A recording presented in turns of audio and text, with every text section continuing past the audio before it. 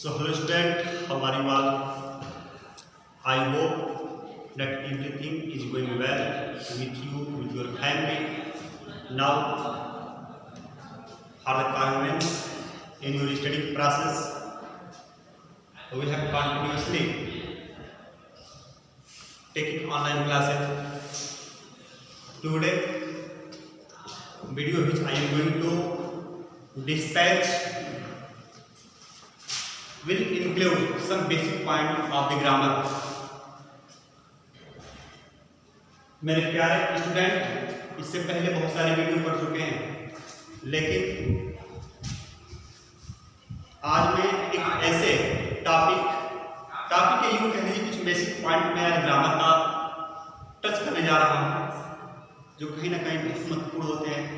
बिल्कुल सामान्य है, लेकिन इनका एक बहुत बड़ा रोल है। चलिए देखते हैं।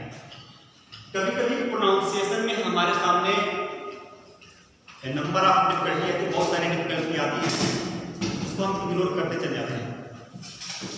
जैसे हम प्रोनाउंसिएशन की बात करें तो बच्चे कभी ये पूछते हैं कि सर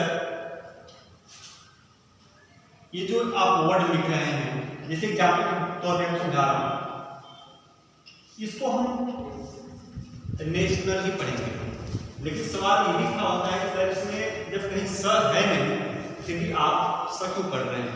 तो आपको मैं इसका एक बेसिक रूल बता रहा हूं जो हर जगह अप्लाई होगा, वो ये है।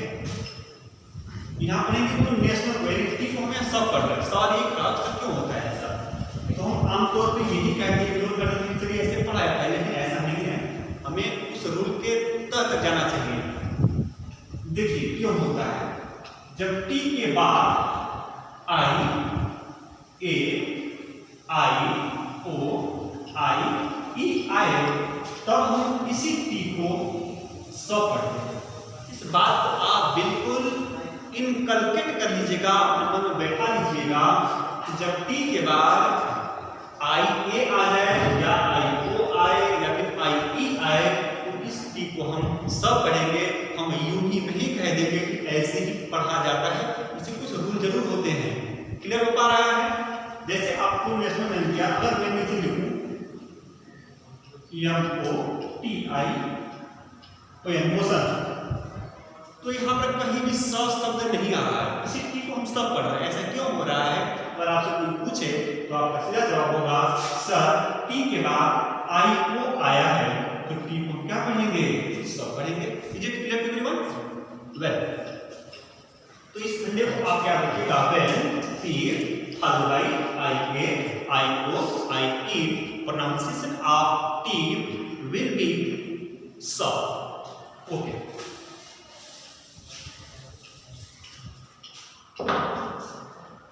अब यहाँ आगे कुछ और पॉइंट लेंगे। अगर आपके सामने मैं कुछ यहाँ पर वर्ड रखूं,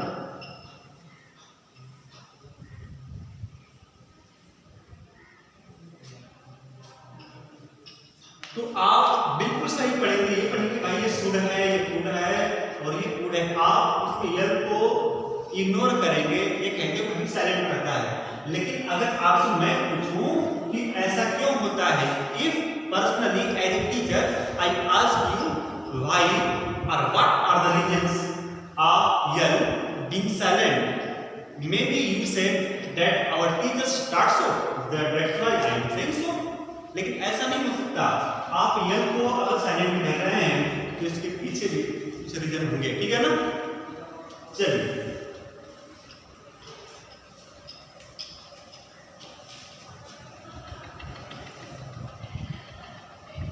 देखिए, जब यल कोशिश करेगा एम एफ ए डी, तो यहां पर हमारा यल होता है ये अंडरस्टूड, यानी साइलेंट हो जाता है, ठीक है? इस पॉइंट को आप क्या रखिएगा? जब यल का एम एफ ए डी में से कोई आता है तो यल हमारा ऊपर साइलेंट होता है। यहाँ पे देखिए जरा सा, यल है, यल के बाद हमारा आ रहा है डी, और यहाँ पर भी यल के बाद हमारा डी दिया हुआ है, साइलेंट होगा। यहाँ देख लीजिए यल के बाद, ठीक है? अब आप ये सर बस डी वाला ही दिखा रहे हैं, और भी दिखाइए। चलिए और भी देख लेते हैं।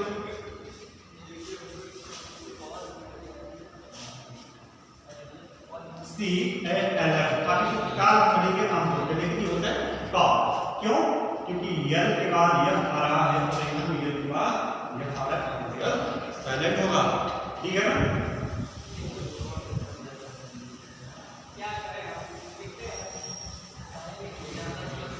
अब दरअसल कभी सवाल ये आता है या पूछा जाता है भाई इसी सी को हम क भी पढ़ते हैं और सौ भी पढ़ते हैं, ऐसा क्यों?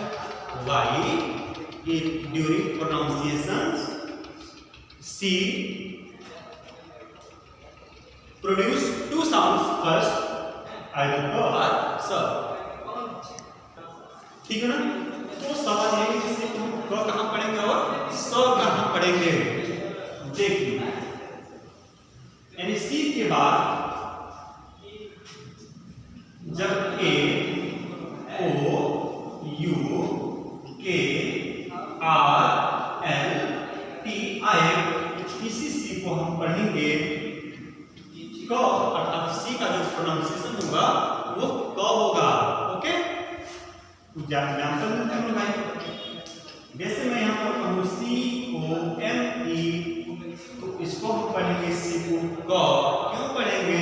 क्योंकि सी के बाद हमारा आ रहा है ओ, और रूली हमारा भी कहता है when C followed by A O U K R N T, then pronunciation of C will be K. Clear? It will be absolutely crystal clear for you. ठीक है? एक और एग्जांपल ले लीजिए भाई। अगर मैं यहाँ पे लिखता हूँ CUT, कट करें, ठीक है ना? अब सवाल ये है भाई सी को शॉर्ट कहाँ पढ़ेंगे? तो देखिए जब सी के बाद आई या ई या वाई आए, तो इस सी को हम स पढ़ेंगे। ठीक है ना? एग्जाम्पल दे देते भाई को समझने के लिए। अगर मैं यहाँ पे लिखता हूँ CITY, इसे हम पढ़ेंगे CT, कीटी नहीं पढ़ेंगे। क्यों? क्योंकि सी के बाद हमारा आ रहा है आई, और रूल कहता है कि जब सी के बाद आई आ जाए या फिर ई आए या वाई आए, इस सी का जो प्रोनाउंसिएशन होगा वो होगा स। ठीक है? एक और एग्जांपल लेते हैं भाई। CANTR, सेंटर, इसको हम कैंटर नहीं पढ़ेंगे क्योंकि रूल यही कहता है कि उसके बाद भी आता है, इसको हम सब पढ़ेंगे। ले लो मारे सबको।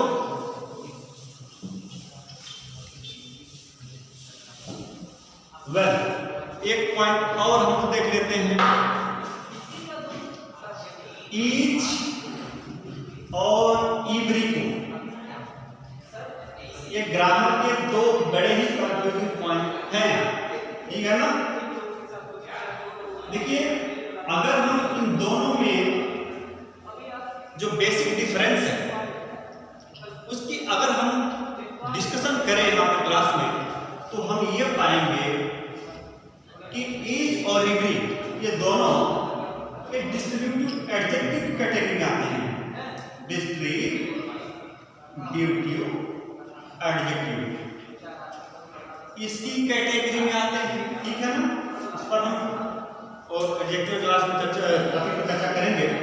फिलहाल आप ये समझिएगा कि ईच और एवरी दोनों डिस्ट्रीब्यूटिव एडजेक्टिव हैं, और इनमें बेसिक डिफरेंस है ये है कि ईच का जो यूटिलाइजेशन है, इसका जो प्रयोग है वो सिर्फ और सिर्फ for, two, person, or, thing. Okay, each is used for generally two person or thing. Each का प्रयोग दो या दो से दो व्यक्ति या वस्तु के लिए होता है। ठीक है ना? वहीं हम इवरी की बात करें तो इवरी का प्रयोग two or more than, two or more than two इनके लिए होता है। ठीक है? तो यहाँ से दो पॉइंट समझिएगा।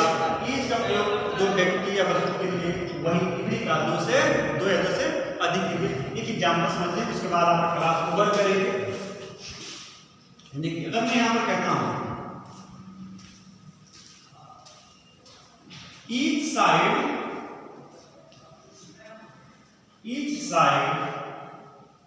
of coin is sine, ठीक है। मैं वो each side of coin, coin के जो प्रत्येक साइड हैं वो चमक रहे हैं। और आपको पता है कि अगर एक सिक्का है तो उसकी साइड जो होंगे वो 2 ही होंगे, लेकिन आप एग्जाम में कंफ्यूज करने के लिए वो दे सकता है every side of coin is shining. तो आप वहां पर कंफ्यूज बिल्कुल नहीं होंगे। अपने दिमाग में ये इनकलकेट कर लीजिएगा, बैठा लीजिएगा कि ईच 2 या 2 व्यक्ति वस्तु के लिए ऑलरेडी मोर देन 2 एट, ठीक है ना। क्लियर हो पा रहा है सबको? Okay, so I finish the class here and I will meet you in next topics with a new video. Thank you so much.